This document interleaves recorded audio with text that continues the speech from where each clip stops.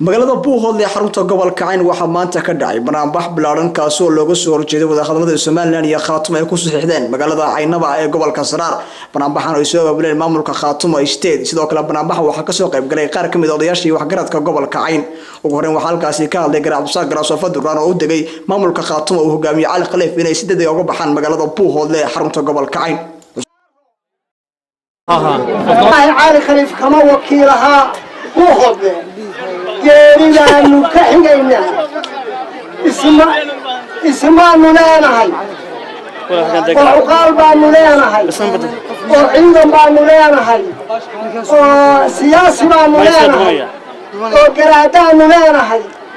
midna goobjoog ma aha baanu nahay waa lagu dhimanayaa boqol jiradii hore kama duwani iyagaan ku raacsanay waxay yidhaaheen Cali Khaliif dhulbaanta ma xukumo miisaan siyaasadeed iyo mid dhaqan midnana kumana isagiyo waxa la socdaa waa wurwud gurigu ka seexdaa buuhoodlana gurigu dhakadiisa degan yahay war waxa weeyaan gurigana waa laga soo saarayaa ka wurwudna waa laga saarayaa oo dhab ah waxa weeyaan ma ku jirayo ma geyno waxa lagaga hadlay Caynaba noolana cuntanto mana qaadanayno موقف كيغا واحد يحي سومالي بانو نحي غير خاطوانو نحي عيد وحكا بدالي كرتا غير دانتا كبحيسي عينبا ايش وقتين طلاعي Buuhoodle اي خبتا عندنا قبان كرتا ما جرتو عقو الله يا افكي الشمالة مقع دولبانتا اللي يرادو السدح يطمنك شركة شادرات عينبا كدعي قوامد الله شاقي غير دولبانتا اللي يراد قصية waxaan u sheegaynaa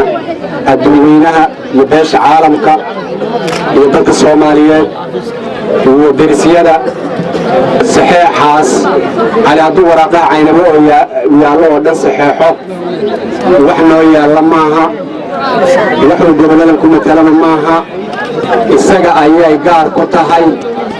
keligii baa Somaliland la heshiiyey waa shaqaale Somaliland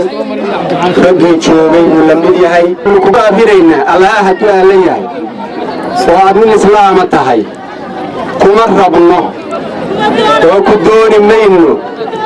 oo inaan wax ku yeelo ma rabno oo xukumi maysid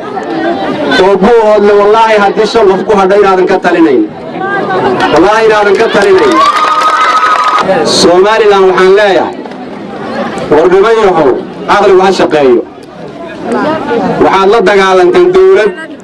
dabaabaad leh oo diyaarada leh idinku aan diyaarada iyo dabaabaad midna haysan baad la dagaalanteen annaga waxaanu leenahay dabaabaad